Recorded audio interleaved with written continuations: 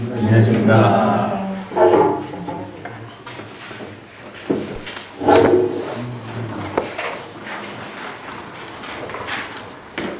오늘은 24단 무상참회법문이죠. 교재는 138페이지 되겠습니다. 예, 지난 시간에 원문을 같이 읽었죠. 예, 그럼 칠판에 내가 이제 개송을 하나 적어놨는데 천수경에 있는 개송입니다.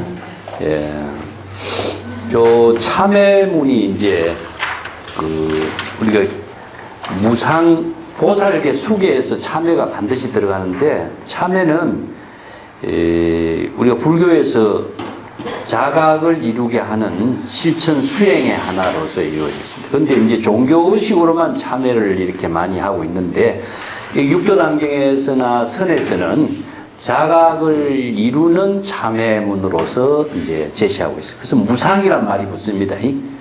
무상은 자의식도 없고 대상 경계도 없는 거죠. 그래서 자의식을 갖지 않는 것이 건강경에서는 아상, 인상, 중생상, 후자상이 없는 것이지 자의식이 없는 것이고, 그렇기 때문에 아공, 법공, 자의식을 다 비움과 동시에 대상 경계를 다 비우는 그런 경지를 이제 무상참회라고 그러죠. 그 이제 유마경 같은 데서는요, 이걸 어떻게 설법을 하냐면은 환일이라고 한사라고 그래요. 요술쟁이입니다. 요술쟁이가 환인에게, 이게 요술쟁이가 자기가 만든 흑개비죠, 그죠? 흑개비에게 설법을 하는 것처럼 같이 한다. 이게 설법하는 사람들도 실체가 없고 설법을 듣는 사람도 실체가 없는 거죠. 그래서 이제 여시 설법이라고 하는 것도 내가 누구에게 설법하는 것이 있으면은 아상이 있는 겁니다. 그렇기 때문에 여기 환사도 요술쟁이니까 임시 방편으로 설법을 하는 것이기 때문에 아상이 없고 내가 누구에게 대상 경계도 두지 않는 거죠. 그렇기 때문에 일체 개공의 경지에서 이제 설법을 하는 것을 그렇게 비유해서 설하고 있습니다. 자, 우리가 앞에서 건기 발사홍서원 설려 선지식 무상참회하여 멸 삼세 제장하리라. 그래서 앞에서 이제 사홍서원에 설했는데, 천수경에 보면 사홍서원이 두 개가 있습니다. 여기 육조단경에서 설하는 사홍서원과 같은 사홍서원이 하나 있고, 그거는 우리가 지난 시간에도 공부한 것처럼 육조단경에서 설하고 있는 사홍서원은 천태지가 처음 정리한 사홍서원이죠. 근데 천수경에 자성중생서원도 하는 참회문이 또 하나 있어요. 그죠? 이 자성중생서원도 자성번뇌서원단, 자성법문서원학, 자성불도서원, 이것은요 육조단경에 의한 사홍서원입니다. 그 출처가 육조단경. 그래서 자성의 모든 중생이라든가 불도를 이루는 그 원력을 세우는 거죠. 그래서 이제 전통적인 사홍서원하고 달리 육조단경에서는 자성의 사홍서원, 여기서는 자성의 참회, 이게 무상의 참회가 되는 건데, 자, 여기에서 이제 선지식 여러분들을 위해서 무상의 참회 법문을 설하리라. 그래서 무상은 아상, 인상, 중생상, 수자상이 없는 경지, 자의식과 의식의 대상 경계가 없는 경지, 거기에서 반야의 지혜를 이루는 참회를 법문을 설하는 겁니다. 자, 그와 동시에 무상참회의 법문을 통해서 삼세의 모든 죄업장을 소멸하게 하노라, 이런 뜻이죠. 여기 이제 삼세의 업장을 소멸할 수 있는 무상참회 법문이기 때문에 요 대성의 무상참회 법문은 육조단경에서 제일 잘 설해놨어요. 칠판에 요 적은 개성부터 먼저 볼게요. 요 내용이 이걸 이해를 하면은 여기에 우리가 육조단경에서 설하고 있는 무상참회 법문도 같이 이해가 됩니다. 죄라고 하는 것은, 우리가 죄라고 하는 것이 어디 있느냐 하는 거죠. 죄는 무자성이다. 무자성이란 말을 우리 다른 말 한다면은 무실체다, 이런 뜻입니다. 그래서 무실체이기 때문에 이것을 다른 말로 한다면 불교에서는 공이라고 합니다. 죄라고 하는 것이 실체가 어디 있느냐? 죄의식이라든가 죄를 지은 모든 행위가 어떤 잘못된 망념에 의해 가지고 잘못된 안목으로 가지고 생긴 죄이지만은 그것이 죄를 지었기는 했지만 죄의 실체라고 하는 것은 실제로 존재하느냐? 죄라는 것이 어디 있느냐 하는 문제입니다. 자, 죄란 무엇인가 하는 거하고 죄가 어디 있느냐가 어디 있습니까? 죄가 네? 의식 속에 있지. 죄를 의식할 때 죄는 있는 것이지 죄라는 의식을 갖지 않으면 죄라고 하는 것은 없는 거죠. 그러면 죄를 의식하는 기준은 뭘까요? 자, 죄를 의식하는 기준은 어디에 둘까? 우리가 바로 정법과 사법이라고 하는 것이죠. 그래서 이제 불교에서는 정법과 사법을 가지고 죄법을 기준을 두고 있습니다. 그래서 사법은 무엇이냐? 바로 전부 죄가 되고 업이 되는 거죠. 예. 자, 이것을 이제 우리가 악이라고 하고, 정법은 뭡니까? 바로 선법이라고 하고. 이제 선법을 이루면은 성공 공덕이 이루어지는데, 악법을 하게 된다면, 악업을 지게 되면은 전부 다 업장을 만들어서 생사윤회하게 되는 거죠. 그렇기 때문에 정법과 사법의 기준은 무엇이냐 하면은 사실상 자기 중심이죠. 자아의식에 의해서 기준을 두고 있어요. 그런데 불교에서 이걸 대법으로 쓰라고 있습니다. 정법을 잘 실행하고 성공 공덕을 이루도록 해서 불교에서는 계율을 설정하는 거죠. 그래서 선법을 실천하기 위해서 계법을 쓰라는 것인데 그것은 궁극적으로 악법을 행하지 않고 선법을 행하게 하는 방편법문인 거예요. 그래서 방편법문을 우리는 통해서 수행을 하지 않으면 안 되기 때문에 계법을 모르는 사람은 선법의 성공공덕을 통해서 실천을 할 수가 없어요. 경전의 모든 법문도 전부 다 방편법문인데 전부 다 성공공덕을 이루게 하고 지혜를 이루게 하고 자비를 이루게 하는 공덕의 법문이 방편법문이죠. 그래서 방편을 수행하지 않고서는 이루어지지 않는 거죠.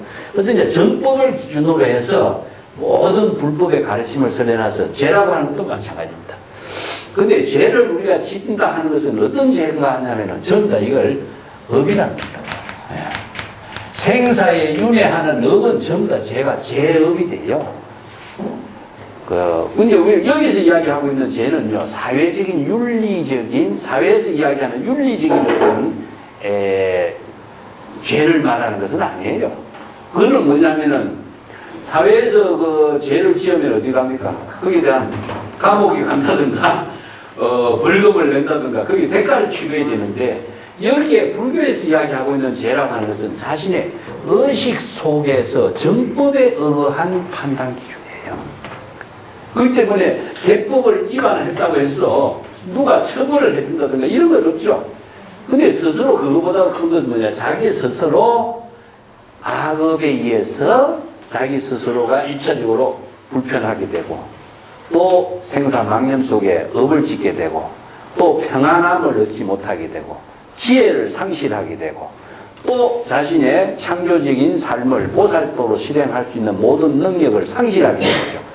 그래서 이런 죄업을 짓지 마라. 선법을 실행하라 하는 거죠. 그 모든 기준은 자기에게 있는 것이지 남에게 있는 것은 아니다. 근데 죄라고 하는 것을 해도 자성이 있느냐, 실체가 있느냐, 죄는 없다. 그래서 이제 유명한 유마경의 이야기가 있어요. 이 개송은 유마경의 법문의 중심을 두고 나와놨습니다. 유마경에 이제 우발존자하고 유마거사하고 대화가 있죠. 자, 그 이야기부터 다시 하겠습니다.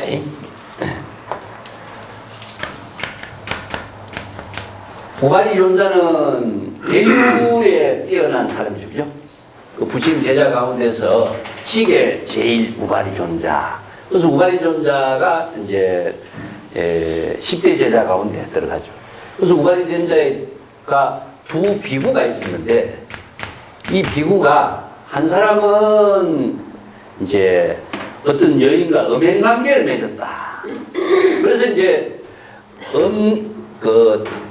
음행계를 입안했어요. 그래서 또 다른 비구는 그 비구를 비난하면서 음행을 한 그 여인을 나무라다가 그 여인이 낭떠러지에 떨어 죽었다. 그 하나는 뭐예요? 살생을 한 거예요. 그래서 이 두 비구를 한 사람은 음행을 했고 한 사람은 살생을 했다. 그래서 이 두 비구가 이제 우발존자를 찾아온 거죠. 그래서 우리가 지금 이런 큰 중죄를 지었는데 우리가 어떻게 해야 될까요? 그럼 참회를 해야지. 그럼 어떻게 참회를 해야 됩니까? 자, 여기서 이제 소성의 법문으로서 참회를 하는 법을 우관존자가 쓰래요. 예, 항상 부처님 앞에 나아가서 많은 사람들에게 자자와 포살이라는 거 있죠, 그죠? 자자와 포살이라는 것은 뭐냐면은 대법에서 이제 교단에서 개법을 위반한 사람들은 많은 사람들에게 죄를 고백하는 거죠. 내가 이런 죄를 고백해서 잘못을 저질렀으니까 그에 따른 여러 가지 다시는 이런 죄를 짓지 않겠습니다 하고 이제 고백하고 또 자기 자신에게 참회를 하는 거죠. 그 참회법이 틀리는 거죠. 예. 그래서 이제 대중에게 고백을 하고 참회를 하는 것을 계속 참회를 하도록 시키는 거죠. 그래서 이제 유마거사가 우관존자를 보고 그렇게 두 비구에게 참회법을 가르친다면은 이 두 비구는 영원히 참회를 이루지 못하고 죄의 업장에서 영원히 벗어날 수가 없는 것이 아니냐. 우리가 죄를 지었다고 계속 참회를 시키고 법당에 가서 우리가 절에 가서도 삼천배를 하고 이렇게 참회를 시키는데 이참 사참이라 그러죠. 이참은 불법의 지혜로 참여하는 것이고 사참은 직접 몸으로 행동으로 참여를 하는 모습을 실천하는 것이죠. 자, 그래서 이제 법당에 가서 참여했다, 잘못했다, 참여를 한다, 애를 이렇게 계속 시키면 어떻게 됩니까? 네? 유마거사는 그 죄의식의 속박에서 벗어나지 못하게 하고 있다 이거죠. 그래서 유마거사가 죄의 자성이 어디에 있느냐. 죄의 자성을 비우도록 해야 참회가 되지. 죄의식에 자꾸 속박에 빠지면은 이 두 비구는 영원히 죄의식에서 벗어나지 못하고 진정한 참회를 하지 못하게 된다. 그래서 이 법문이 나와요. 그래서 이 개성은 유마경의 토대를 두고 나왔습니다. 그래서 유마거사가 죄의 자성이라는 것은 죄라고 하는 것은 지었지만은 일시적으로 잘못된 안목으로서 잘못된 행동으로서 죄를 지었자면 죄라고 하는 것은 실체가 있는 건 아니다. 죄가 어디에 실체가 있다고 계속 죄의식에 빠지게 해서 벗어나지 못하게 해서 되겠느냐. 망심에 의해서 일어나는 것이다. 죄는. 자, 죄는 실체가 있는 거 아니다. 어디에 있느냐. 의식 속에 있습니다. 죄의식을 할 때 죄는 죄의식으로서 죄가 있는 것이지 죄의식이 망신 속에서 일어나고 있는 것도 아닌 거죠. 예. 우리가 누구를 생각했을 적에는 그 생각하는 마음 가운데에 모든 것이 일어나고 살아나는 것이지 그것을 생각하지 않으면 모든 것이 거기에서 없는 거죠. 그렇기 때문에 고정된 실체로 존재하고 있는 것은 사실상 없는데 그런 생각을 갖게 되거나 그런 망심을 갖게 되거나 그런 의식을 갖게 되면 거기에서 그런 죄의식이 되살아나는 거죠. 그래서 유명한 이야기가 과거에 우리가 잘못된 것을 다시 한번 생각하게 된다면은 과거에 잘못된 행위를 그 생각과 함께 다시 한번 행위를 만들어내는 것밖에 안 된다. 그래서 이제 죄의 본성이라는 것은 실체로 존재하는 것이 아니고 자신의 망심 가운데에 일어난다. 죄의식을 할 때 죄의는 다시 일어나게 되는 거죠. 그렇다면 죄의식에서 영원히 벗어날 수가 없게 되는 거죠. 그래서 이제 만약에 망심이 소멸된다면 죄의식에 대한 망심이 소멸되는 겁니다. 여기 죄의식에 대한 망심이 소멸될 때는 죄라고 하는 것도 없어지는 것이다. 죄의 실체가 없는 것이기 때문에 죄는 궁극적으로 내 망신 속에 나타났다가 망신 속에 사라질 뿐이다. 그래서 여기에 죄는 중생심의 정법을 알지 못하고 사법을 행한 그 망심의 작용에서 나타나고 있는 행위지 제 그 자체는 실체로 존재하고 있는 어떤 생명이 있는 것도 아니다. 그것을 의식하면 의식할수록 제 의식 속에서 영원히 벗어나지 못한다. 그렇기 때문에 망심 속에 죄가 있는 겁니다. 망심이 소멸할 때는 죄는 없는 거죠. 궁극적으로 뭐냐? 망심에 의해서 죄의식이 일어났고, 망심에 의해서 죄의 행위가 이루어졌고, 망심에 의해 가지고 모든 업을 지었겠지만은 망심을 소멸시킨 적 죄의 모든 의식은 소멸되는 것이다. 그래서 이제 자, 죄도 소멸시키고 망심도 소멸했을 때에 죄의식과 죄를 지었다는 망심을 모두 두 개를 모두 함께 텅 비워라. 야, 이게 죄 지은 생각이라든가 죄의식이라든가 망심까지도 다 비워라. 그렇게 비울 때 진정한 참회가 된다. 자, 여기서 대승의 참회법이 나온 겁니다. 그래서 유마거사가 우반존자가 두 비구에게 참회법을 가르친 것을 비판하면서 잘못된 참회법을 가르치는 것을 비판하면서 대승의 참회법은 죄의식을 비우는 겁니다. 그래서 죄의식을 비우는 것은 어떻게 비워야 되죠? 자, 불교에서 공예실천이라고 하는 것도 비운다라고 하지만은 비운다라고 하는 것은 사실상 비우려고 하면 비우지지 않아요. 예. 그래서 참회라고 하는 것도 사참과 이참이라고 하는 것은 제 의식을 비운다고 하는 것은요. 예. 지금 여기에서 자기의 지혜로운 일을 통해서 비워지는 거예요. 여기에서 자기가 본분사를 통해서만 이루어져요. 그 본분사의 지혜로운 삶을 통해서 모든 것이 비워지지, 비우는 일을 하려고 한다면 비워지지 않습니다. 이게 이제 대성의 참회이고 대성의 보살도예요. 그렇기 때문에 참회하는 그 생각을 갖고 참회를 하는 것이 아니라 대성의 보살도의 지혜로운 삶을 통해서 참회를 이루는 거예요. 이게 바로 이제 일은 어떤 일이냐? 바로 보살도의 일인과 동시에 이게 바로 지혜와 자비를 베푸는 일이잖아요. 상구보리 하와중생. 자신의 보살도의 삶을 통해서 진정한 참회를 이루는 것이 대성의 참회. 이걸 다름 아닌 열반이라고 합니다. 열반과 해탈의 삶을 통해서 진정한 참회를 이루는 것이 대성의 참회입니다.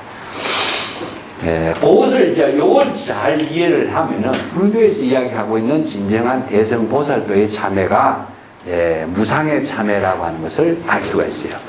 자, 여기에서 삼세의 제업장을 모두 다 소멸시키리라 하는 말이죠. 그죠? 여기서 삼세라고 하는 말을 이제 조금 이해를 해야 돼요. 자, 요건 지우겠습니다.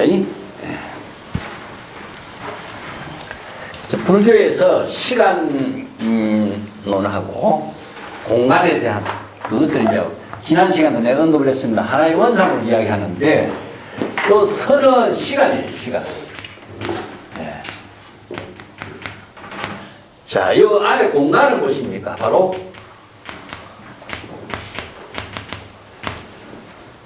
자, 이걸 시간과 공간을 합쳐가지고 불교에서는 시방삼세라고 합니다. 시간은 삼세, 네? 공간은 시방.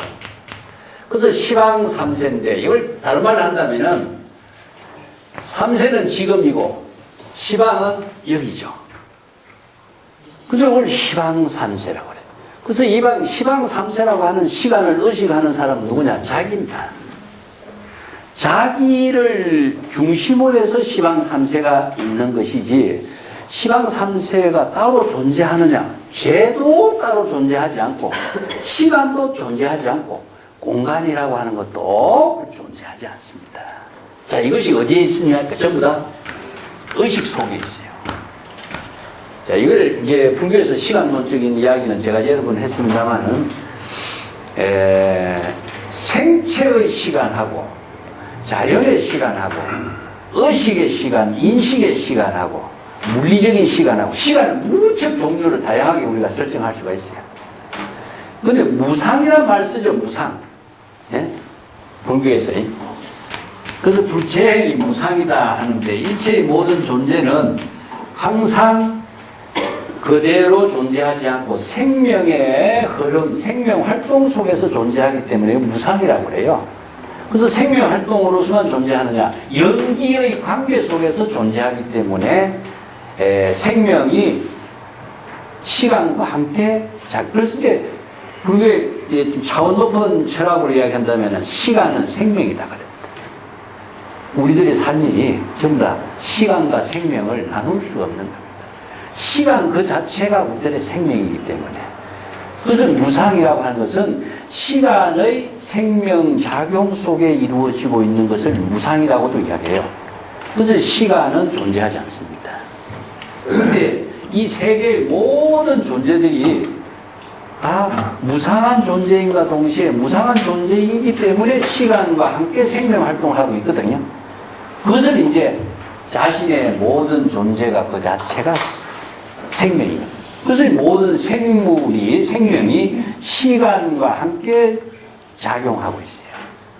자, 이것이 바로 자연의 모든 변화도 그렇죠. 이 우주의 모든 존재가 전부 다 움직이는 것 자체가 무상함과 동시에 시간의 변화 속에 작용하고 있는 거예요. 이걸 이제 불교에서는 생명의 진실상이라고 그래요. 그래서 자연의 시간이 있고, 우리가 뭐 시계로 보는 것은 물리적인 시간이고, 근데 이것을 시간이라는 것은 실체로 존재하는 것이 아니라 우리가 인식하고 있는 시간 속에 다 존재해요. 시간을 인식하지 않으면 시간은 존재하지 않습니다. 그래서 아까 죄의 실체도 없는 것처럼 시간도 실체가 없어요. 공간도 마찬가지입니다. 이 공간이라는 것은 우리가 지금 하나에 살고 있는 이 그것을 공간이라고 표현했지, 공간이라고 하는 것도 실체로 존재하는 공간은 하나도 없어요. 그래서 모든 시간과 공간은 자신이 인식하고 있는 시간과 공간 속에만 있습니다. 그런데 생명 활동하고 있는 모든 존재가 시간을 인식하거나 공간을 인식하면서 생명 활동하느냐? 그렇지 않아요. 그렇기 때문에 우리가 불교에서 시공을 초월해서 이런 말 쓰죠. 생명 활동 그 자체에는 시간과 공간이 의식의 대상에서 없습니다. 제 의식을 갖고 있으면요, 지금 여기 자신의 본분사 일이 안 되는 것처럼 시간을 의식하거나 공간을 의식하거나 나를 의식하거나 대상을 의식하면은 자신의 생명은 실상을 잃어버려요. 그래서 업을 짓는 일은 이루어지도 생명의 진실상은 상실해버리기 때문에 우리가 지금 객관적으로 이해하기 차원에서 3세를 이야기합니다. 과거, 현재, 미래. 그래서 우리가 건강기획에서 과거심 불가득, 현재심, 미래심 불가득이라. 근데 시간을 대상으로 파악할 수가 없는 거예요. 공간도 대상으로 파악할 수가 없어요. 그냥 인식으로 이해할 뿐이다 하는 거죠. 예. 그래서 이제 3세라고 하는 것은 과거, 현재, 미래인데, 자, 과거, 현재, 미래를 우리가 시간으로 나눌 수 있느냐 한번 봅시다. 하나의 원상을 이야기했는데, 원이 시작하는 것도 마침도 없어요. 네? 자, 물이 쭉 흘러가는데 여기서 시작하는 것이고 종착점이고 중간점이고 우리가 더 단정할 수가 없죠. 시간의 흐름도 마찬가지입니다. 이것은 우리가 인식을 했을 때는 처음, 중간 이렇게 마침 이게 지금 현재라고 하는 시간을 중심으로 해서 지금 과거고 이건 미래다 이렇게 설정할 뿐이지 이것은 자기 생각으로 이해하는 단계일 뿐이에요. 그렇지만 시간은 이렇게 나눌 수가 없는 거죠. 그래서 이제 설에서 유명한 본문이 일일시오이란 말이죠. 그죠? 날마다 좋은 날이 있는데 날마다 좋은 날을 어떻게 해야 될까? 예? 일일시오일이란 말씀입니다. 일일시오일. 이게 운문의 설법이죠. 그죠? 15일 이전의 시간은 여러분들에게 지나간 시간을 나는 문제로 안 삼는다.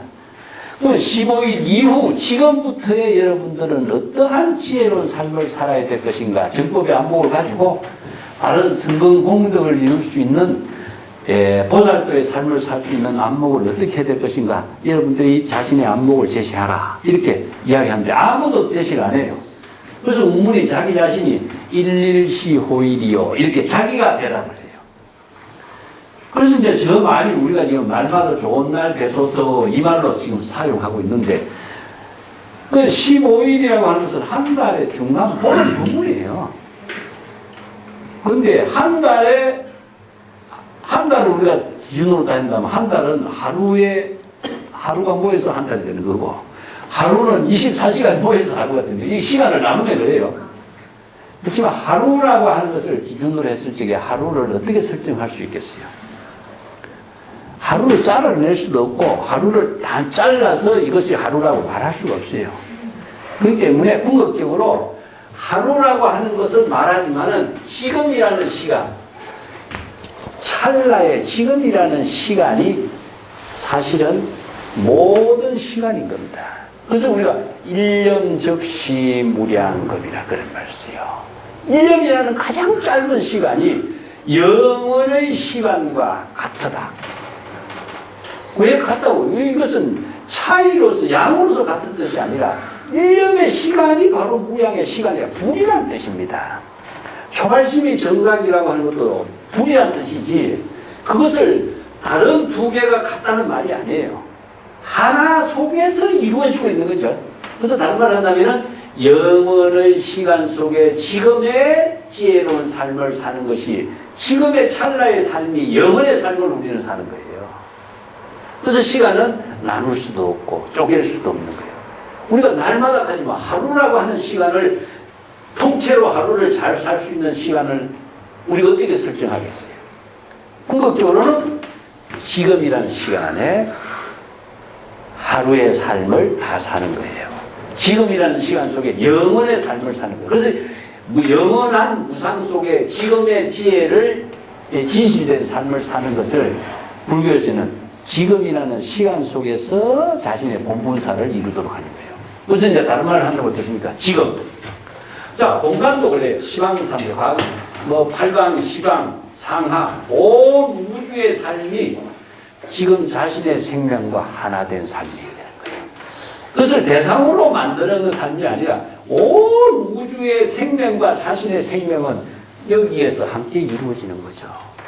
그래서 우리가 화엄경에서 대강강물 화엄경이라고 하는데, 우주 법계의 모든 생명이, 비로자나 법신의 생명이 자신의 생명과 하나 된 경지를 말해요.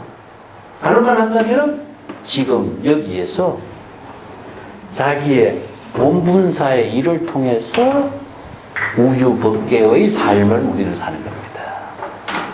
그래서 불교의 스케일이요, 자기라고 하는 것을 버리면은 우주와 함께 하나 된 삶이 되는데, 자기라는 생각을 갖고 있으면은 우주의 세계와 자기는 단절이 돼요.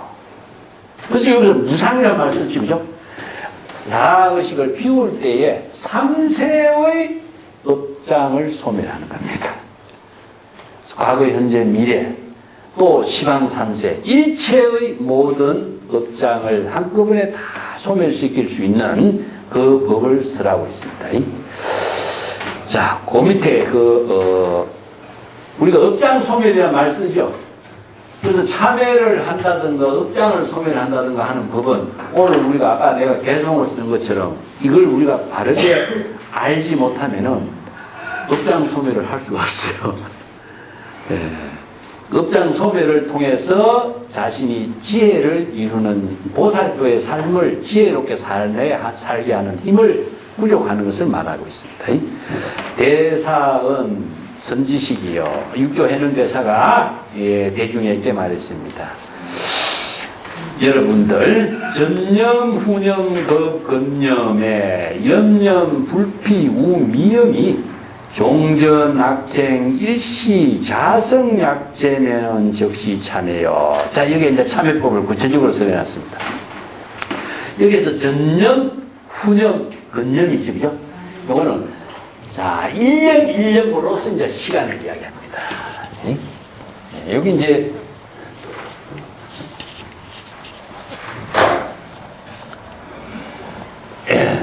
전념, 염이라는 것은요, 찰나를 말합니다. 찰나. 아주 1년이라는 것은 가장 짧은 시간을 표현해요. 가장 짧은 시간을 1년이라고 하고, 가장 긴 시간을 겁이라고 합니다. 불교에서는.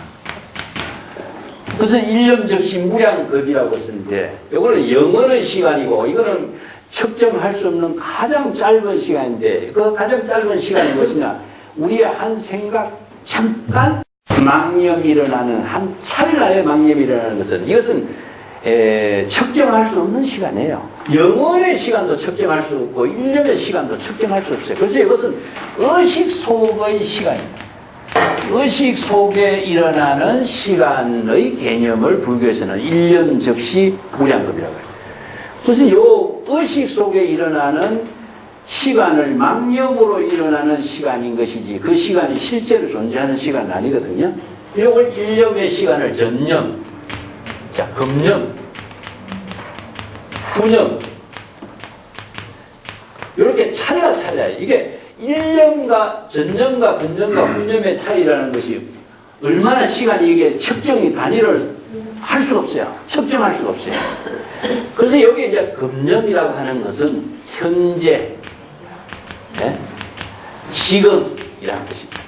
그래서 지금을 기준으로 해서 이것을 과거, 지금을 기준으로 해서 이것을 미래 하는데 사실상 과거는 지나갔고 미래도 갖추지 않았어요. 그렇기 때문에 이것도 뭐 과거심도 있을 수가 없는 것이고 미래심도 있을 수가 없는 거예요. 그러면 현재라고 하는 시간이 있을 수가 있습니까? 현재라는 시간을 설정할 수가 없어요. 그래서 현재라고 하는 시간, 금념이라고 하는 것은 지금의 일념이라는 것은 지금 자각하는 일념의 시간을 현재로 설정했기 때문에 과거, 현재, 미래. 그래서 과거심 불가득, 현재심 불가득, 미래심 불가득. 그래서 일념의 망심, 일념의 생각, 일념의 찰나의 마음작용은 이것은 대상으로 우리가 파악할 수가 없고 대상으로 이해할 수가 없어요. 그래서 시간이라는 것은 설정할 수가 없고 시간을 대상으로 이해할 수도 없고 이 때문에 시간은 존재하지 않는 겁니다. 시간이 존재한다고 생각하는 것은 이것은 착각일 뿐이에요. 공간이 우리가 존재한다. 그것도 착각이에요. 모든 것이 자기 것이다. 자기 것으로 존재할 것이다. 이게 다 착각입니다. 이 착각 속에 살기 때문에 거기에서 집착해서 벗어나지 못하는 것이 이제 중생의 망념이다. 내 것이라든가 사실상 아무것도 없어요. 그래서 실제로 우리들의 생명의 가치는 무엇이냐? 나와 남을 벗어나서 자신의 생명 활동 속에서의 생명의 가치는 밖에 없어요. 이것을 바로 불교에서는 본분사라고 하는데 연기관계라는 거죠. 자신의 생명의 작용 그 자체만이 위대한 삶을 이루게 하는 지혜밖에 없어요. 그것을 이제 제불에 석가도 모든 사람들 자기가 본분사의 생명 활동하는데 위대한 삶을 실현한 거예요. 대상을 두고 있으면 이것이 불가능하죠. 그죠? 그래서 전념은 무엇이냐? 자, 조금 전에 한 생각 찰나 이전에 망념입니다. 망념. 예, 이건 망념이에요. 금념도 뭐냐? 지금도 망념을 자각한 것을 금념이라고 해요. 망념을 자각한 것. 그러면 미래의 후념이라는 것은 있느냐? 이거는 아직까지 일어나지 않은 거예요. 그렇기 때문에 없어요. 그래서 설정할 뿐이에요. 그래서 지금 항상 전념과 후념의 관계 속에만 있어요. 네. 그래서 후념이라는 것은 사실상 전념을 자각한 것이 후념이에요. 그래서 전념과 후념은 같은 겁니다. 찰나의 생각을 찰나에 자각하는 것으로 이루어져 있어요. 그래서 이걸 망념이 일어난 것을 자각하는 것을 말하는데 이것을 시간론적으로 일념 일념의 연속으로서 이루어지고 있는 중생의 모든 생각 망념들을 이렇게 전념, 후념, 금념 이렇게 표현했어요. 그래서 여기서 후념이라는 말을 먼저 썼죠. 그죠? 전념과 후념은 후념과 근념은 같기 때문에 이렇게 써요. 전념과 후념과 근념. 일념 일념에 우미யம் 우불피 우명 어리석은 중생의 미혹한 번뇌망념으로 속박당하지 않도록 하는 것이요. 이게 우미염 세 가지 글자를 했는데 우는 어리석음입니다. 미는 무엇이냐? 방향을 잃어버린 것이 미혹함입니다. 염이라는 것은 번뇌 망념으로 오염시킨 겁니다. 그래서 자신의 본래 청정한 본심을 중생의 어리석고 미혹하고 번뇌 망념으로 오염되지 않도록 하는 것이 무엇이냐? 일념 일념의 자각인 겁니다. 이걸 다른 말로 한다면 염념보리심 처처안락구예요. 그래서 일념 일념의 자각을 통해서 염념보리심을 이루는 것이 본문사입니다. 네. 적어볼게요.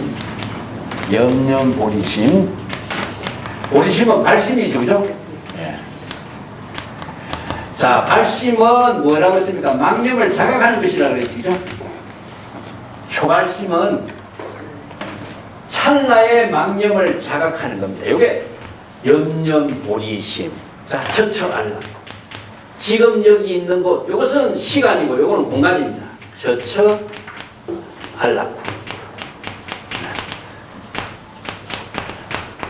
그래서 지금 일념 일념의 망념을 자각한 때에 지금 여기 자신의 지혜로운 삶이 정토의 세계를 이루고 깨달음의 세계를 이루는 부처의 세계를 이룬 것이 안락국이 되는 거죠. 그래서 열반 해탈의 경지를 이루는 거예요. 그래서 지금 여기에서 자신이 발심 수행하는 것에 의해서 망념을 자각하고 깨달음을 이루는 거예요. 그래서 발심 수행하지 않으면 중생은 제의식에 타락해버려요. 그래서 여기에 일념 일념에 어리석고 미혹하고 번뇌 망념으로 오염되지 않도록 하는 것이 바로 종전의 악행을 일시에 자성이 만약에 제거하는 이것이 참회다. 종전 악행 무엇입니까? 전념입니다. 찰나 이전에 나쁜 행위, 이것은 뭐냐? 중생의 번뇌 망심으로 이루어지는 업장을 악행이라고 했어요. 죄업을 짓는 것, 업장을 만드는 것. 자, 찰나 이전에 번뇌 망념의 작용을 이루는 것. 이것이 일시에 자성이 만약에 제거한다, 비운다. 이건 일시에 자성이 만약에 제거할 수 있는 것은 무엇이냐? 망념을 자각하는 겁니다. 그래서 염념보리심을 이루는 자각에 의해서 제거한다는 것은 비운다는 뜻인데, 비운다는 말은 자각하는 본분사의 지혜 속에서 이루어진다 그러죠. 그죠? 우리가 망념을 비운다. 절대 비워지지 않습니다. 그래서 비우는 구체적인 내용을 발보리심이라고 그래요. 그래서 망념을 자각하는 발보리심에 의해서 자성의 지혜가 발보리심의 지혜를 통해서 일시의 망념이 다 비워지게 돼요. 자, 이것이 진정한 참회인 것이다. 이어서 제거하다 하는 것은 비운다는 뜻인데, 자, 자성, 무자성이고 공이고 무실체고 이런 경지를 이루는 것은 구체적으로는 발보리심, 망념의 자각을 통해서 이루어지는 자기 본분사입니다. 자, 요게, 자, 염념보리심, 처처안락을 이루는 것이 지금 여기에 자기의 본분사의 포사행을 통해서 망념이 비워진과 동시에 열반 해탈의 경지를 이루는 거예요. 그래서 비우려고 하는 것은 대상이 만들어져요. 그래서 비운다는 말은 실제로 하지만은 구체적으로는 발심을 통해서 비워지는 거예요. 그래서 발심을 하지 않고서는 비워지지 않습니다. 그래서 염념보리심 발심하는 것이 본분사예요. 그래서 지금 여기 자기 본분사의 발심 수행을 통해서 비워지는 겁니다. 그것이 바로 자성으로서 일시에 이 모든 종전의 악행을 다 비우게 되는 것이 되는 이것을 진정한 참회라고 한다. 참회라고 하는 것은 발심 수행을 통해서만 이루어져요. 자, 그 밑에 한번 보겠습니다. 전념, 후념, 금념이 염념, 불피, 우치염, 제각, 종전, 교강, 잡심영단, 명의, 자성참회요. 이건 똑같 같은 말인데 다른 표현을 했어요.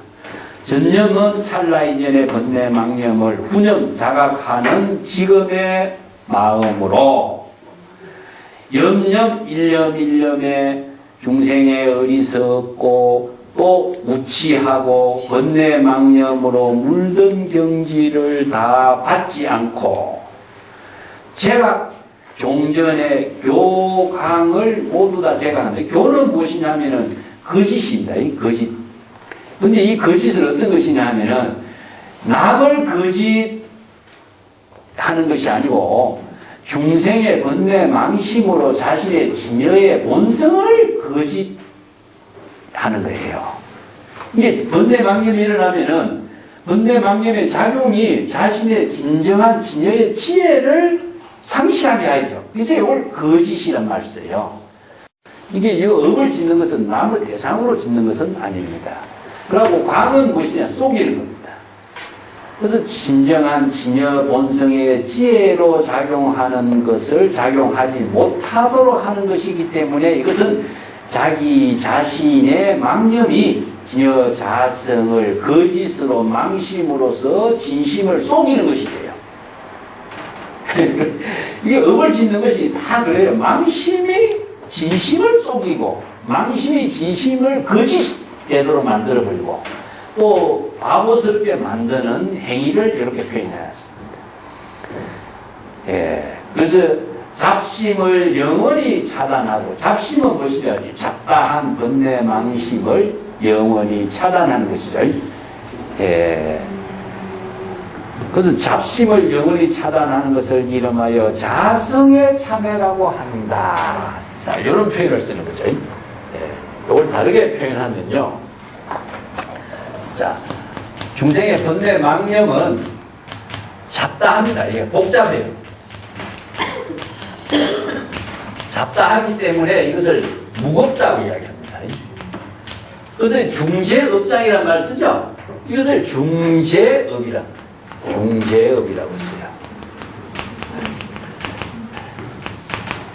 이게 너무나 업이 망념이 많다 보니까로 망념이 많기 때문에 잡다 이렇게 쓰고 이것을 무거운 거죠. 너무나 많아.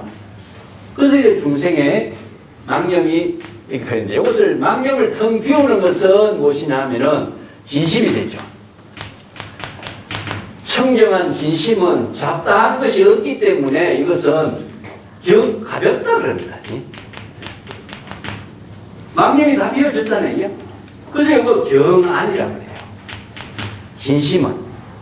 그래서 다른 말 한다면은 경안을 우리가 평안이라고 합니다.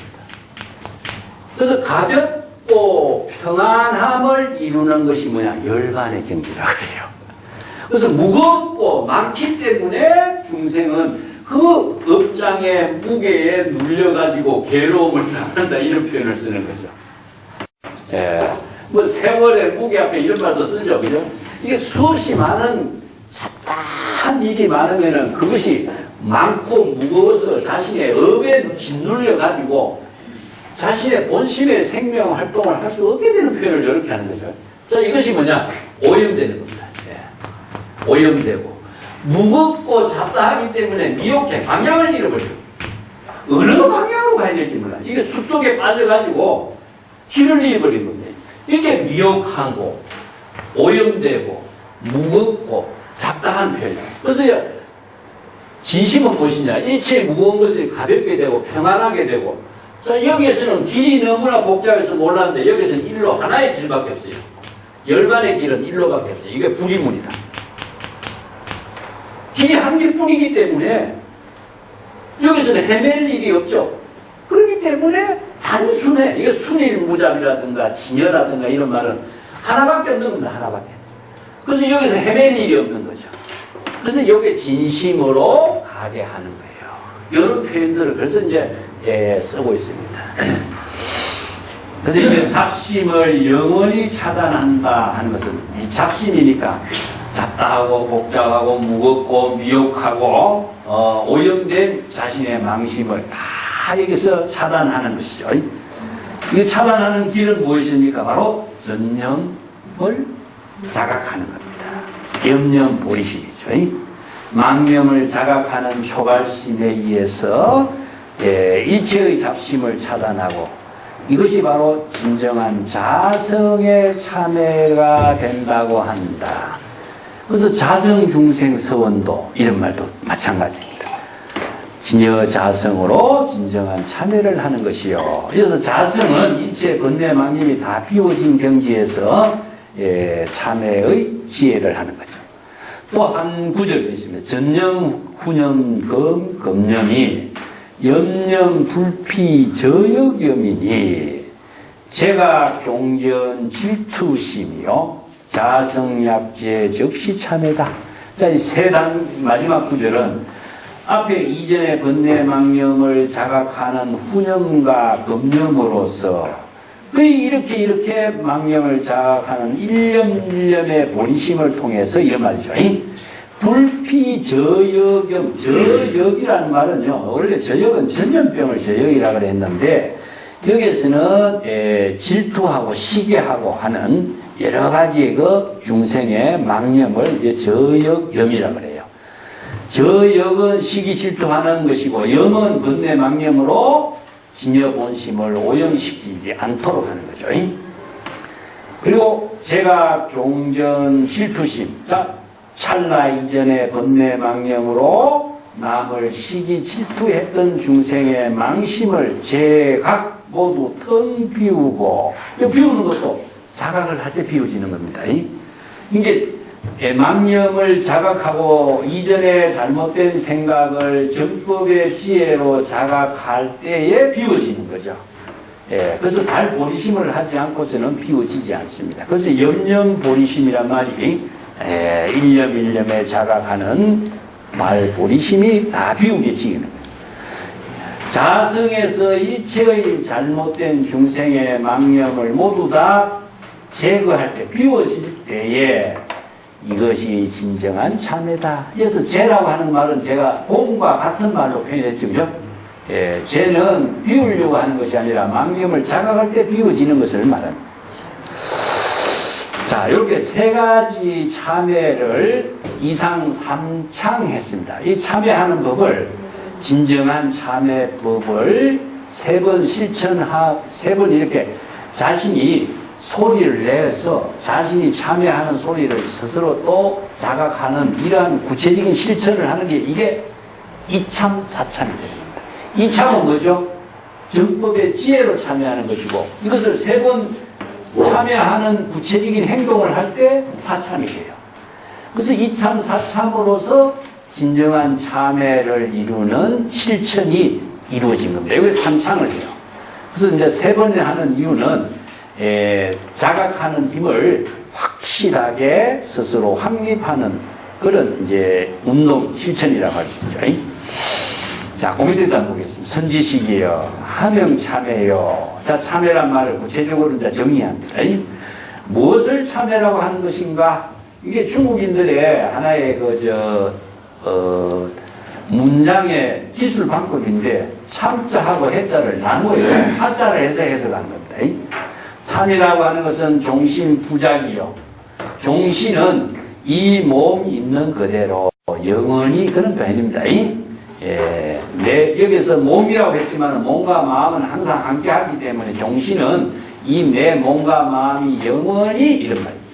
영원히 부작, 번뇌망념과 삿된 망념을 중생의 번뇌망심을 짓지 않는 것이요. 이 부작이란 말은 여기서 간단하게 되어 있지만요. 이체의 번뇌망념을 짓지 않는 게 부작입니다. 여기서 작은 무엇이냐면은 무조작. 조작하는 망념이었고 무작위. 자기 스스로 뭘 하려고 하는 그 행위가 없는 거예요. 그리고 다른 말로 설에서는 무사, 무심 이렇게 표현합니다. 무사, 무심이 바로 무작인 겁니다. 중생심으로, 자기의 중생심으로 자기 생각대로 이런저런 번뇌망념을 만들지 않는 것이다. 자아의식을 비울 때는 무조작이 되는 거죠. 자아의식을 갖고 있으면 조작이 됩니다. 그래서 자아의식을 텅 비우는 것이 아공이죠. 그죠? 그래서 종신부작이라는 것은 아공, 법공의 경지에서 일체의 조작심, 중생심의 망심을 일으키지 않는 것이요. 해자라는 것은 지어 정비요. 이전에 조금 찰나 이전 전념입니다. 찰나 이전에 번뇌 망념에 거릇된 망념인 줄 지 아는 것이요. 이게 중요해요. 이게 불지견입니다. 오늘 여러분 표 나눠드렸죠? 예?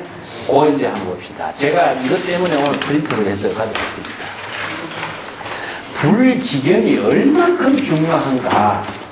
우리가 불법 수행에서요, 정법의 안목이 없으면은 절대로 정법의 수행을 할 수가 없습니다. 초발심을 할 수가 없어요. 자, 초발심을 할 수 있는 능력은 무엇이냐? 불지견이 있어요. 자신의 번뇌 망념을 판단할 수 있는 안목이 있어야 초발심을 해요. 이게 불지견이라고 합니다.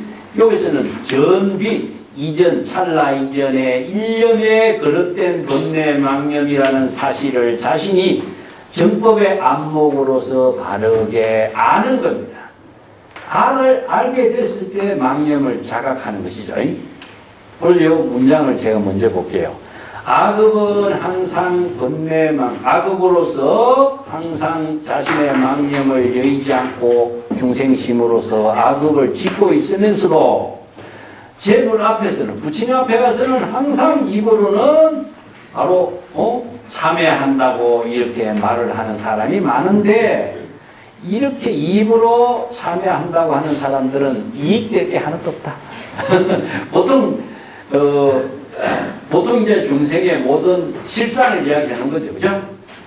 악업은 일상생활 속에서는 모든 업을 짓는 일을 행위를 하면서도 업을 짓는 행위가 마음 밖에서 조금 더 여의질 않아. 항상 마음으로서는 업을 짓는 행위를 하는 겁니다. 그런데 부처님 앞에 가서는 부처님 앞에 가서는 입으로서는 참회한다고 말하고 있다. 이런 사람은 도무지 이익될 것이 하나도 없다.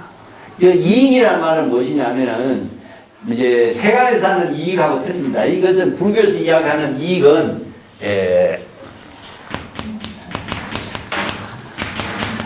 지혜와 자비를 실천하는 공덕이 없는 것입니다.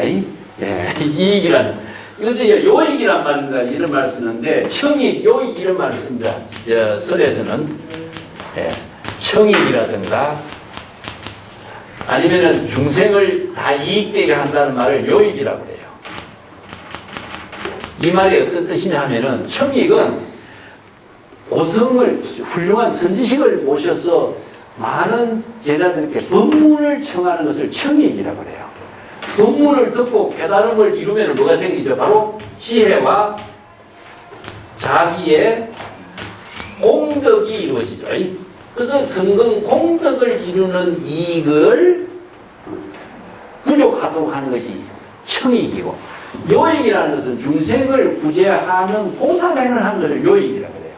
모든 중생들이 불도를 깨달아서 지혜와 자비의 공덕을 이루도록 하는 것을 요익이라고 해요.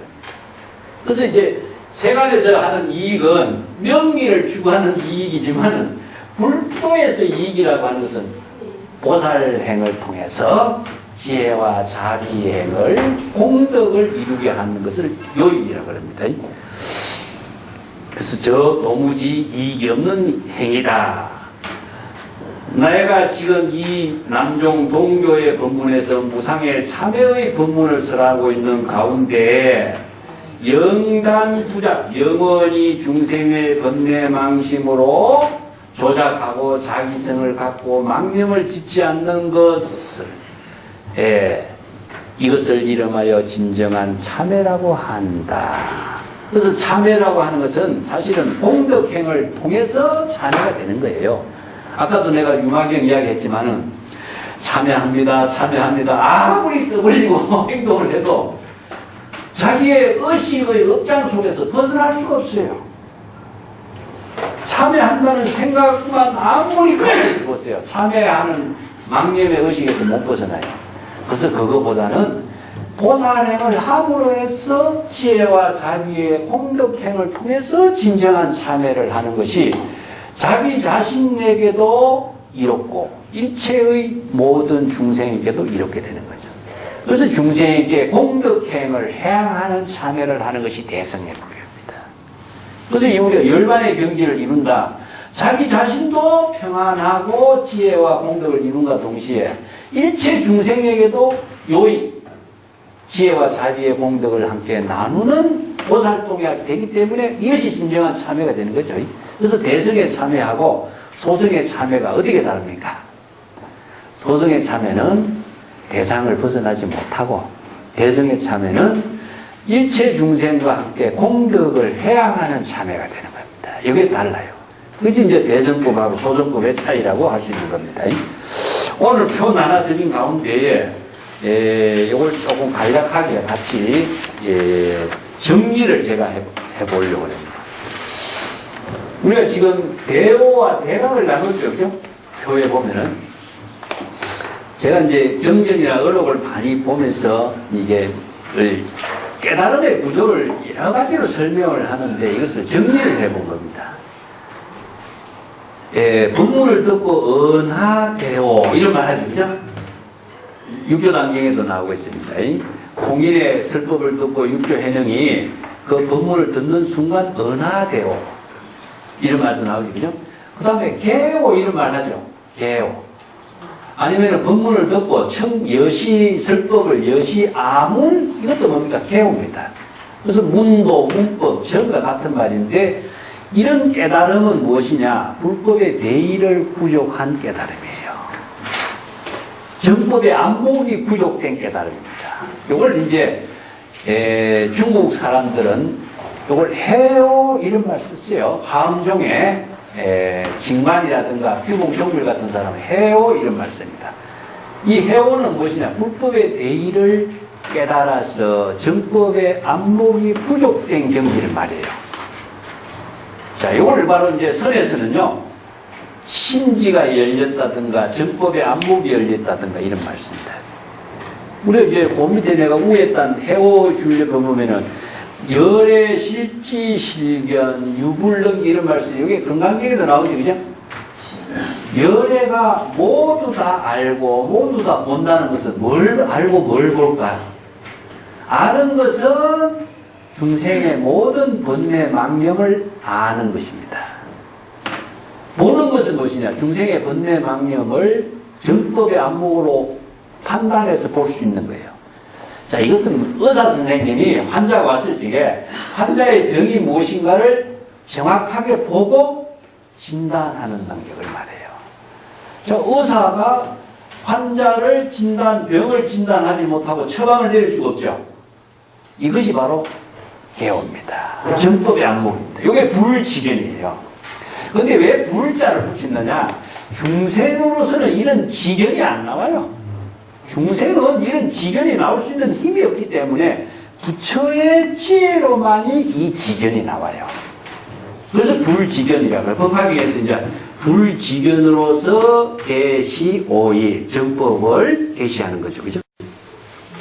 계시하는 것은 중생의 바로 정법을 제시하는 것이고 중생이 각자 깨달아 체득하도록 하는 법문을 쓰라는 것을 계시오입이라고 하는데 정법에 안목이 없는 사람이 정법을 설할 수가 없고 중생의 환자의 병을 진단할 수 있는 안목이 없는 사람이 그 처방을 내릴 수 없는 것 같아요. 이게 뭐냐? 바로 해오입니다. 해오.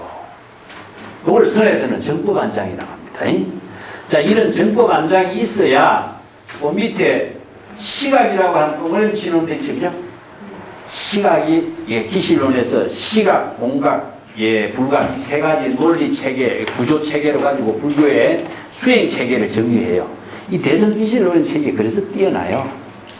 이보다도 정확하게 불교의 실천 철학 체계를 정립한 체계 없습니다. 근데 이 시각이라는 것은 뭐냐? 처음 깨닫는 거예요. 처음. 자, 처음 깨닫는 말이 뭘까요? 뭘 처음 깨닫죠? 깨달음의 내용을 제가 뭐라고 했습니까? 뭘 깨닫는다고 했습니까? 망념을 깨닫는다고 했죠.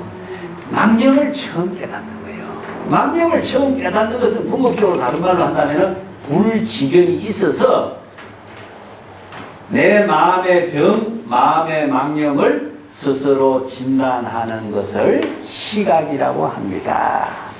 자, 의사가 환자의 병을 진단하는 것 같아요. 자신의 마음속에 있는 망념을 처음 깨닫는 거예요. 처음, 이게 뭐냐? 망념이 일어난 사실을 망념을 자각해라. 이걸 다른 말 한다면 초발심이 정각입니다. 그래서 초발심을 시각이라고 합니다. 그래서 시각이 없으면은 시각을 이루게 하는 힘, 불지경이 없으면요 시각을 이룰 수가 없어요. 시각이 없으면은 깨달음을 이룰 수가 없어요. 그래서 정법의 안목이 얼만큼 중요하게 강조하는가가 있어요. 그래서 설에서 가섭이 서가모니 부처님에게 가섭에게 법을 전했는데 이심전심으로 교회 별전에서 법을 전했는데 법을 전한 내용이 뭡니까? 정법 안장입니다. 자, 스승이 제자가 수행해서 깨달아 체득한 정법의 안목을 부족한 것을 스승이 인가한 것을 부촉이라 그래, 부촉. 그래서 금강경에서 열애, 선, 호념, 제보살, 선, 부촉, 개보살 하죠. 이게 그 말입니다. 제자가 정법의 안목을 갖추었기 때문에 그대가 바로 중생을 구제할 수 있는 의사가 되었다. 이제 스스로 그대가 의사가 되어서 중생을 치료할 수 있는 능력을 갖추었다. 이것이 바로 부촉하는 거고 제자를 인가하는 겁니다. 그래서 서가모니 부처님이 가섭에게 그러한 경지를 이룬 안목을 인가한 거예요. 그래서 그런 안목을 갖춘 것을 불지견이라고 합니다. 자, 열의 실지실견이죠. 그죠? 그래서 불지견이 없으면요, 발심 수행이 안 됩니다. 그래서 발심 수행할 수 있는 능력을 갖춘 것을 제가 시각 옆에다 쭉 몇 가지 항목을 써놨어요. 자, 여기 불지견을 이룰 때 지관, 지는 무엇이냐? 선정을 이룰 수가 있고, 관은 정법을 볼 수 있는, 관찰할 수 있는 안목인 거예요. 자, 여기서 초발심을 이루는 것은 망념을 자각하기 때문에 초발심을 이루고 자각성지를 이룹니다. 그런데 맨 밑에 그 관법이라고 해놨죠. 그죠? 관법은 무엇이냐? 망념을 진단할 수 있는 지혜로 관찰하는 힘을 관법이라고 그래요. 그 금강경에서 말씀드린 일체 유의법이 여몽환포영이다. 자, 유의법이 여몽환포영인 줄 관찰할 수 있는 것은 무엇이냐? 부처의 지경이 있어야 돼요. 부처의 지혜가 없는 사람은 이것이 망념인지, 예? 그 부처의 지혜인지, 판단하는, 정법인지 사법인지 판단할 수 있는 능력이 없어요. 그래서 불지견은 바로 지관을 실천할 수 있는 힘입니다. 그래서 이걸 불지견이 있어야 시각을 이루어요. 그래서 시각을 이루고 시각을 이룬과 동시에 본각이 이루어지는 것을 대각, 자각, 정각, 음각 이렇게 표현해요. 그러면 앞에서 대오는 안목을 부족한 것이고 대각은 지혜를 이루는 거죠. 그러면 여기에서 대오와 대각의 차이는 뭐냐? 대오는 의사가 환자를 진단할 수 있는 안목을 갖추는 것이라고 한다면 대각은 자, 지혜와 자비를 통해서 공덕을 이루는 일을 하는 거예요. 그래서 보살행을 하려면 어떻게 되겠죠? 아무리 안목을 갖추고 있다고 할지라도 보살행을 하는 일은 대각을 통해서 이루어져요. 안목만 갖추고 있다고 보살행이 됩니까? 자, 의사가 안목을 갖추었다고 의사는 되었지만 환자를 진찰했을 때 의사의 역할이 되죠. 환자가 오지 않는데 의사가 역할을 할 수가 없잖아요. 그래서 환자가 왔을 때 의사가 진찰을 하고 처방을 내리고 병을 잘 치료할 수 있는 이 보살행을 할 때 의사의 지혜와 자비와 공덕이 실행되는 거죠. 자, 대오는 안목을 부족한 것이고 대각은 공덕, 지혜와 자비의 공덕행을 보살도로 실천하는 겁니다. 이것이 바로 정각, 대각, 음각 이런 말을 씁니다. 그래서 여기에 가장 중요한 것은 우리가 불법 공부는 불지견, 정법의 안목을 부족하는 공부를 지금 우리는 하고 있는 거예요. 자, 진정한 참회를 어떻게 해야 될 것인가? 이 안목이 없는 사람은 진정한 참회를 못하겠죠? 중생의 병이 무엇인가를 진단할 수 있는 능력을 갖추는 일부터 공부를 해야 자신이 중생의 병을 스스로 치료하고 구제하는 능력을 갖추게 되는 겁니다. 그래서 이걸 제가 대각과 대우를 이렇게 이번 시간에 정리를 해서 앞으로 쭉 공부하는데 이런 것이 정리가 되어야 혼란이 일어나지 않습니다. 그래서 제가 정리해 봅니다. 참회문은 이제 이 정도로 하고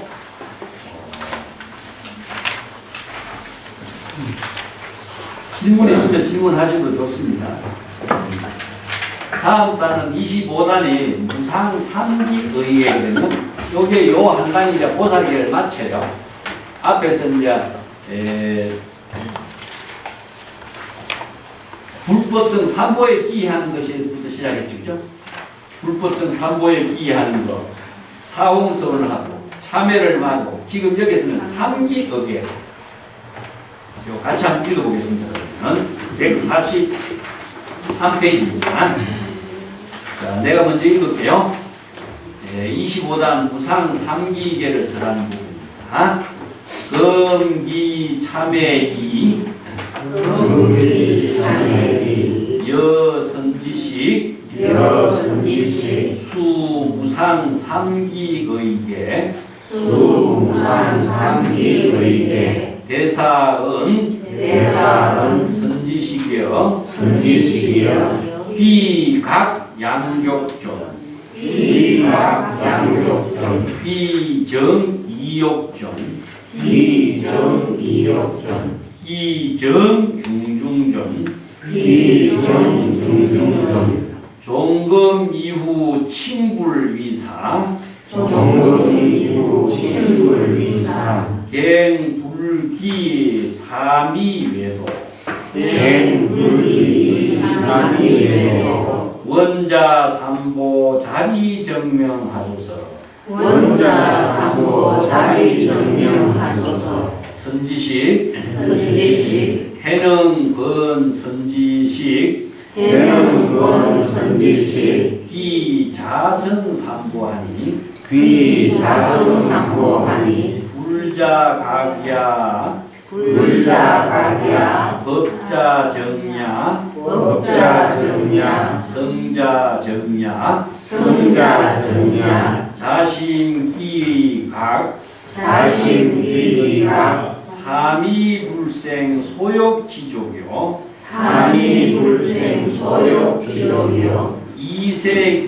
이제이생명 양족존 자심기의 정 염염무사고요 정무애착이 이무애착명이욕존이라 자심기의 정 일체진노망령 수제자성이나 자성불염착이 명중중존이다.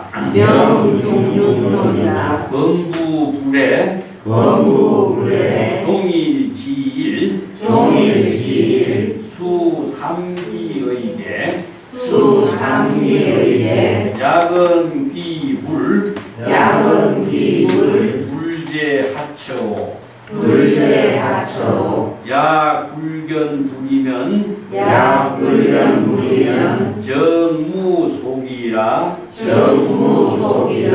기무속이면은 은각시망이라 선지식 각자 관찰하라 막착용이니 경중지연 자기불 불언귀타불이라 자성불기면 무소의처로다. 여기도 귀라고 하는 뜻은 뜻의 정확한 내용을 이렇게 쓰라는 논서가 없어요. 중국 사람이 중국 선성이 이런 휘에 대한 정확한 뜻을 앞에서 우리가 봤죠. 휘라고 하는 것은 대상을 두면 휘가 안 된다 그랬죠. 자성에 휘하는 일밖에 없다. 이것도 마찬가지입니다. 그리고 삼보의 휘한다든가 이런 말을 잘 구설하지만 휘란 말을 정확하게 이해하기가 쉽지 않습니다. 그래서 여기에 정확하게 휘에 대한 이해를 할 수 있도록 설해놓은 것이 무상삼기의례라. 자, 금기 참회이의 여선지식 수무상삼기의례하리라.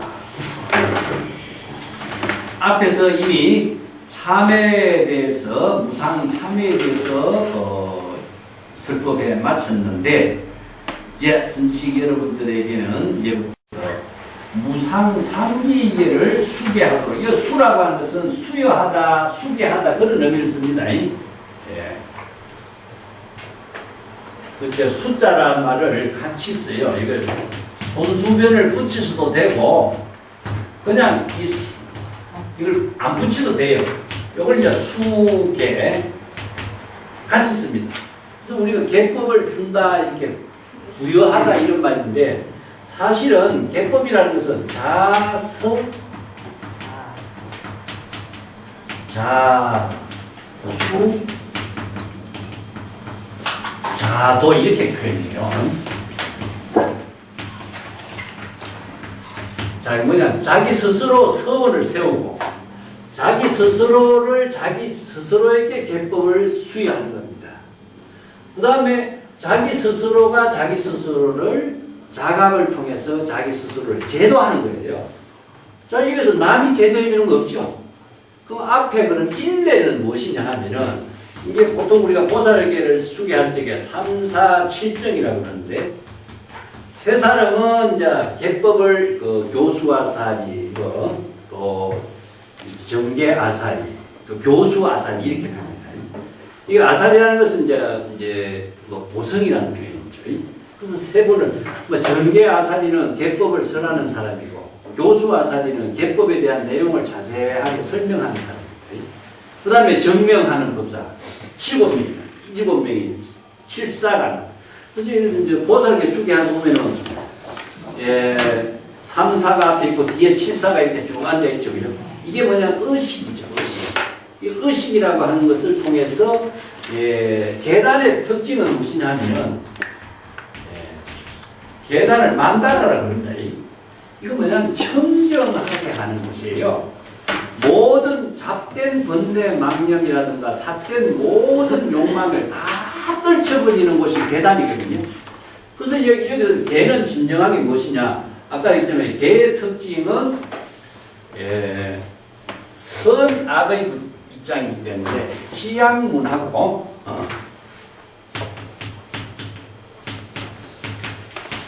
작성문 두 가지를 표현했어요.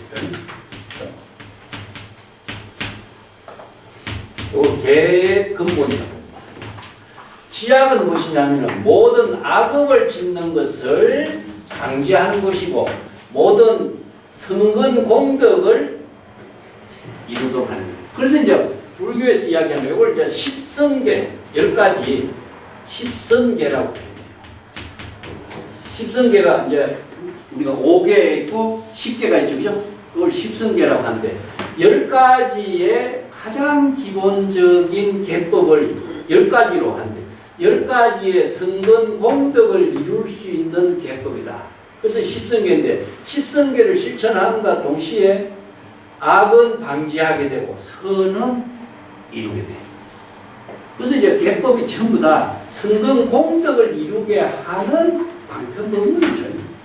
방편법문을 실천하지 않고서는 이루어져요. 우리가 여기서 수계했을 것도 많지만 이게 방편법문입니다. 이런 방편의식을 실천할 때 계법은 실천돼요. 이것을 머릿속에 갖고 있을 적에는 이루어지지 않습니다. 그렇기 때문에 구체적으로 어떻게 해야 되냐, 입으로 다시 한번 자기 자신을 자각하게 하는 것이 수계의식이죠. 자, 여기서 앞에서 1년은 해능이 여러분들을 위해서 내가 무상 삼기계를 수여하리라 하는데 사실 수여하는 것은요 스승이 수여하는 것이 아니라 수여할 수 있는 인연을 제시하는 거예요. 이 때문에 여기서 모든 사람들이 세 번 같이 따라 하도록 해놨죠. 그죠? 자기가 개법을 같이 복창하면서 스스로 자기 자신에게 수계를 하는 거예요. 남이 수계를 해줄 수가 없어요. 그래서 본인이 수계를 할 수 있도록 앞에서 일례가 먼저 한번 하도록 합니다. 그게 바로 일례 법사라. 수무상삼인데 그래서 수계는 그런 개법을 수여한다. 본인이 각자 스스로 수계할 수 있도록 해주는 거예요. 그래서 이제 대사가 선지식 여러분들이요 육조해능 대사가 여기서 합니다. 이게 기의 각 양족종 우리가 기, 불, 양족종 했죠? 자, 불자와 각자의 차이는 뭘까요? 네? 딱 하는 것은 깨달음입니다. 그래서 우리가 부처불자라고 하는 말은 다른 말이 아니라 각자와 같은 뜻입니다. 그런데 중국 사람들은 불자란 말을 쓰지 않고 각자를 쓰죠.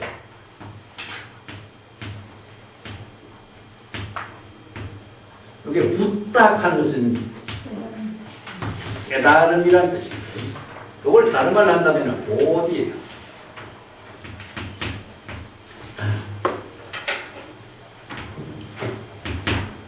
보리 이런 말 쓰죠, 그죠?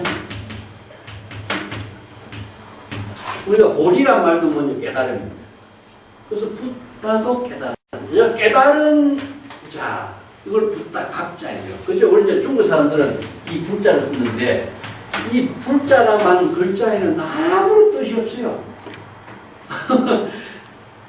이걸 붓다라고 하는 말을 중국 사람들은 음으로 바꿉니다. 붓다. 그래서 보딕하는 말도 이게 뜻이 아무리 없어요. 이게 글자로만 발음만 바꿔놓은 겁니다.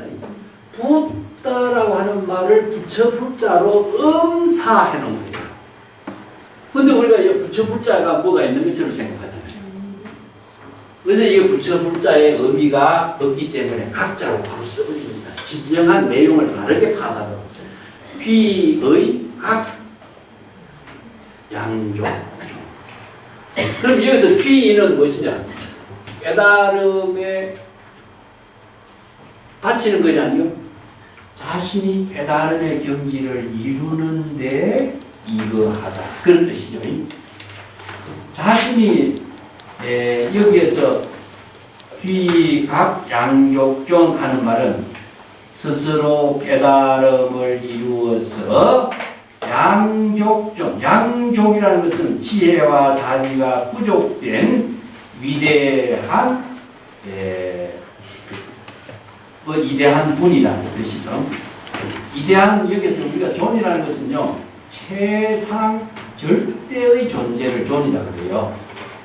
우리가 대상을 두는 존이 아니고 자기 자신이 깨달아서 최상의 지혜와 자비의 공덕을 이룬 존귀한 경지를 이루는 것을 말해요. 우리가 천상천하 유화 독존하죠. 그런 독존은 무엇이냐? 자신의 지혜를 이룬 경지를 말해요. 그래서 안욕따라 삼약삼보리를 이룬 것을 존이라고 합니다. 이 존이란 말의 그 의미가 사실상 무상양족존이란 말이 법화경에 나와요.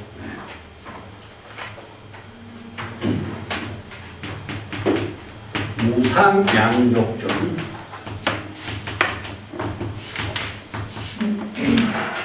여기서 무상은 뭐냐?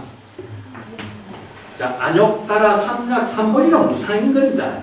이건 뭐냐면 최상, 무상, 절대, 구경 이런 뜻이기 때문에 우리들의 진여의 무슨 다른 존재로서 무상의 존재가 있는 것이 아니라 각자 깨달음을 이룬 최상의 안욕따라 삼약삼보리의 경지를 바로 깨달음다. 그것은 무상각이란 말씀입니다. 최상의 진여의 지혜로서 깨달음을 이룬 경지는 무엇이냐? 두 가지가 부족되어 있는 위대한 존재다. 뭐가 부족되어 있다? 그렇죠? 지혜와 자비가. 자, 지혜는 상구보리, 자비는 하와중생. 그래서 상구보리 하와중생의 지혜와 자비의 공덕이 부족된 위대한 존재, 존귀한 존재가 되죠. 거기에 귀의하는데 그 귀의는 무엇이냐? 깨달음의 지혜와 자비를 이룬 위대한 존재, 위대한 자신의 진여의 지혜로, 열애의 지혜로운 생명을 이루는 그 자신에게 귀의합니다. 그래서 귀는 되돌아간다 그러죠? 본래로 되돌아가는 것입니다. 그 귀의, 귀명, 귀각 세 가지는 같습니다. 그래서 귀는 중생심에서 이루어지는 것이 아니라 중생의 번뇌 망념에서 진여 본성의 최상의 깨달음의 경지로 지혜와 자비가 이루어진 존귀함으로 귀의합니다. 그러면 귀의가 대상으로 존재하는 귀의가 없죠. 각자의 진여의 지혜의 작용에 귀의하는 거죠. 그래서 지혜를 이룬 그 경지가 바로 지혜와 자비가 이루어진 존귀한 기처의 깨달음.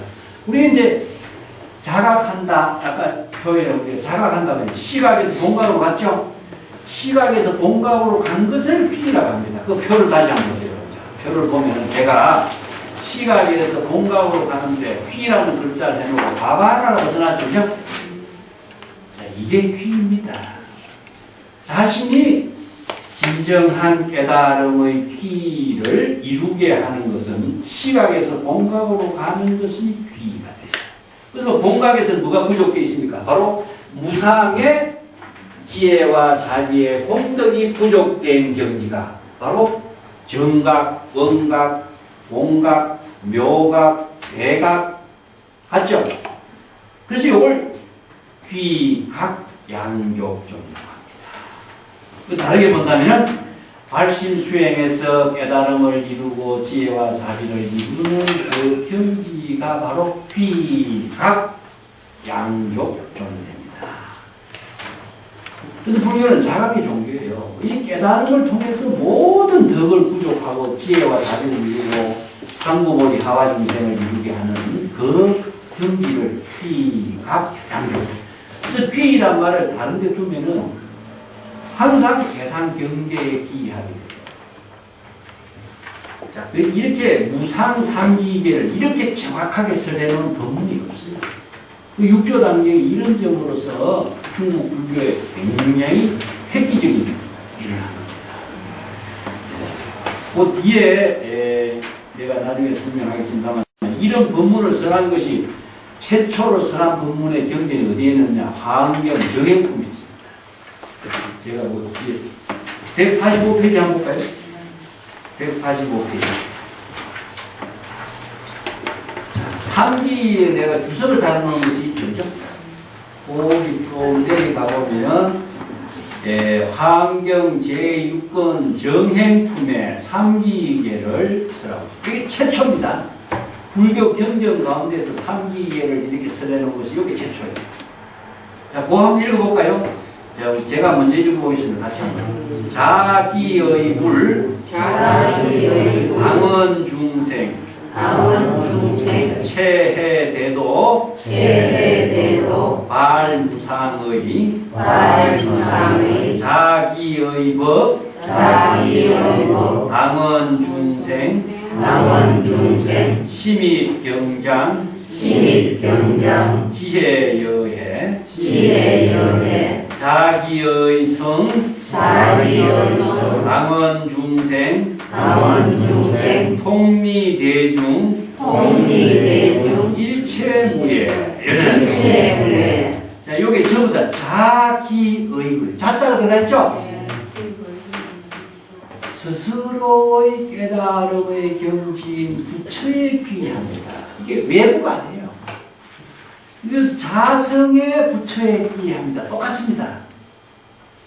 이게 여기 육조단중에서 뒤에 이제 이 부분을 갖고 스스로에 기하라고 했지 남의 어디 기하라고 했느냐 이 말이다. 자, 항영 정해품의 이 구절 요거부터 한번 좀 이해를 하고 갈까요? 이게 순수로 먼저니까 스스로의 깨달음의 경지를 인준 부처에 귀하는 것이니 당은 중생 반드시 일체의 모든 중생들이 원력을 세워서 체해대도 불도를 깨달아 체득하여 체해라는 것은 완전히 깨달아 체득하는 것을 말해 불도를 대도를 깨달아 체득해서 무상의 최상의 깨달음의 경지를 이루도록 하는 것이요. 여기서 발무상이라는 것은 바로 불법의 대의를 깨달아 체득하는 경지를 말합니다. 이 발안욕다가 삼약삼보리를 이루는 것을 발무상이라고 해요. 네. 불도를 깨달아 체득해야 바로 발무상이 최상의 안욕다가 삼약삼보리를 이루게 됩니다. 자, 그 밑에 자기의 법은 무엇입니까? 바로 법이 따로 있는 것이 아니라 여법학의 정법의 안목을 부족해서 여법학의 불도의 생명을 이루도록 하는 것을 법이라고 합니다.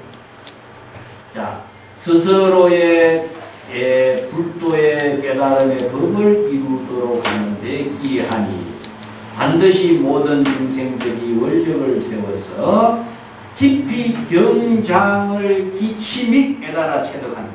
이 심입은 깊이 들어가다 한 뜻인데 깊다는 뜻은 무엇이냐? 불법의 대의를 깨달아 체득하는 것입니다. 이게 조금만 이해하는 것이 아니라 깊은 불법의 대의를 무상심신미묘법이라고 했죠. 미묘법을 깨달아 체득하는데 그 미묘법은 어디에서? 경장에서 경전의 가르침을 통해서 이런 말이에요.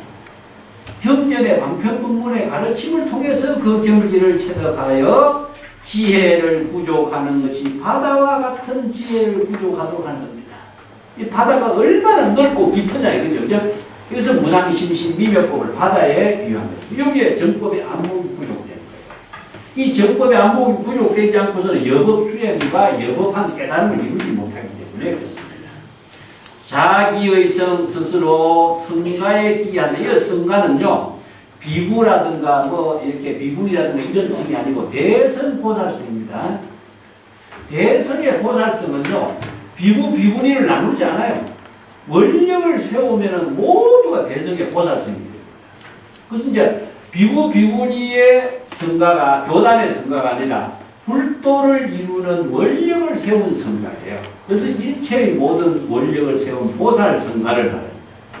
자, 모든 원력을 세워서 대승의 불도를 이루고자 원력을 세운 성가에 기하니 당연히 모든 중생들이 원력을 세워서 통리대중, 대중을 통리한다. 이 말은 무슨 냐면은 사람들 그늘이라는 뜻이 아니고 많은 중생들을 스스로 망념을 잘 다스릴 줄 아는 것을 통리라고 해요. 이건 선호념 제보살. 선부처 제보살. 불법의 안목을 갖추었으니까 중생의 망념을 스스로 진단하고 처담하고서 잘 다스릴 수 있는 것을 말합니다. 사람을 다스린다는 말이 아닙니다. 망념을 진단하고 망념을 잘 판단해서 망념을 스스로 치료할 수 있는 능력을 구족한 거예요.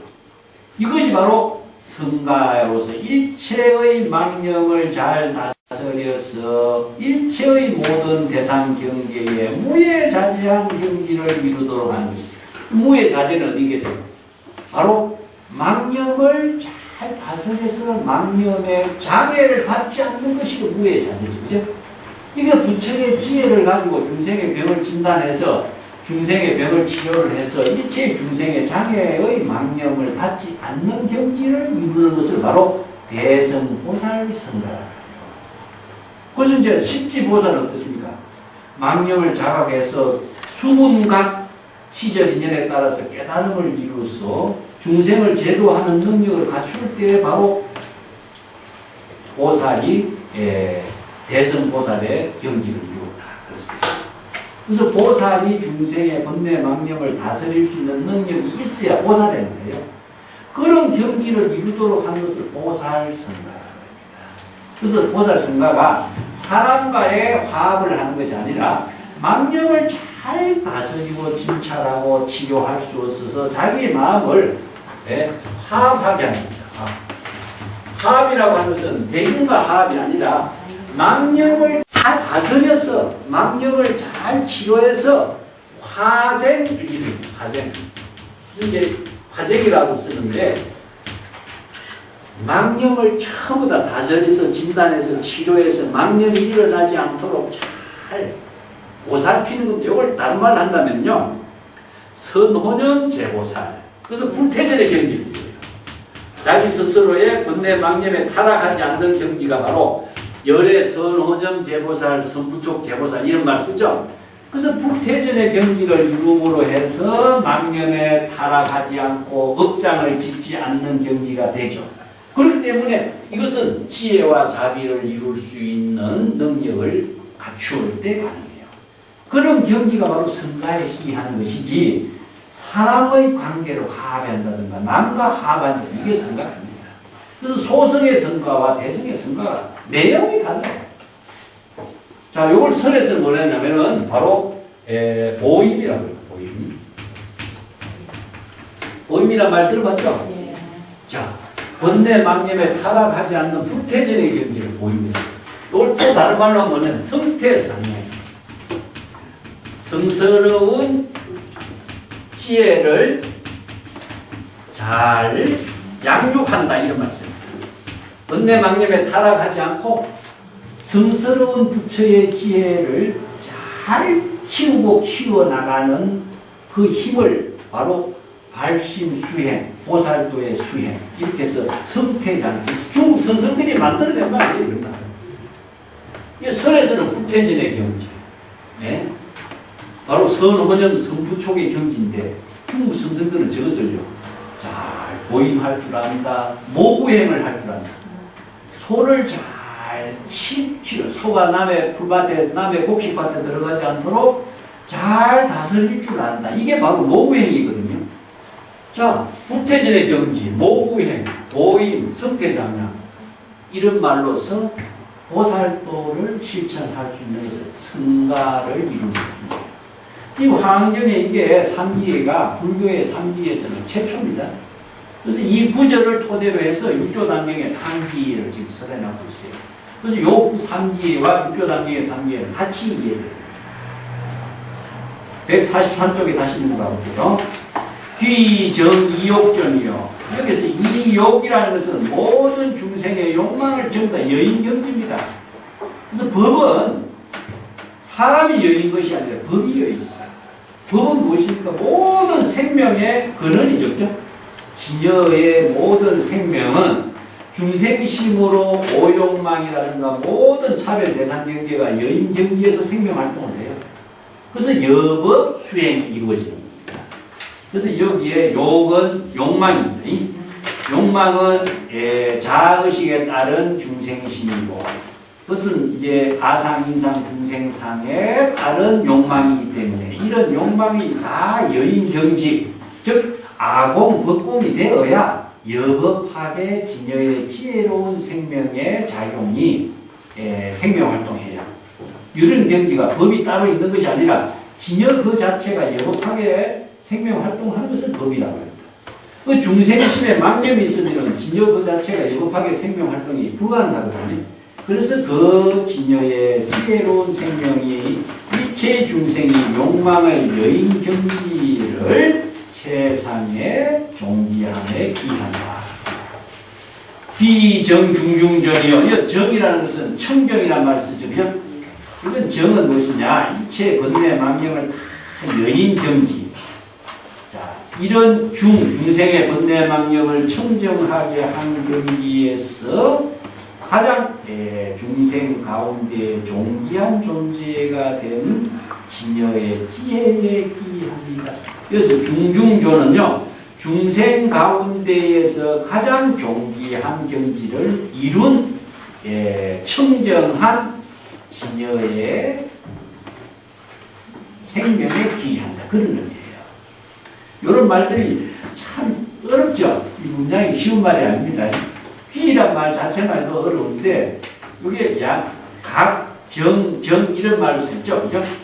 예, 요걸 이제 후대에서는 귀불, 귀법, 귀성 이렇게 바꿨는데, 예, 육조단경에서는 내용을 중심으로 해서 삼기를 이렇게 만듭니다. 부처란 말을 쓰지 않고 깨달음이라는 글자를 썼죠. 그죠? 예, 그 부처란 말을 넣으니까 얼마나 사람들이 이거 혼란을 갖고 있는지 모르죠. 적당히 부처님께 기여하는 것이니까. 부처가 기여하려면 부처가 있어야 되는데 부처가 어디에 있는 거냐 이거 모르면 기여가 안 되겠죠. 그죠? 그렇잖아요. 그렇기 때문에 깨달음이라는 글자를 바꾸는 겁니다. 정확한 피의 내용을 정확하게 파악할 수 있도록 바꾸는 겁니다. 요거 3기 다음 시간에 같이 한번 더 공부하고 자, 오늘 마칩시다.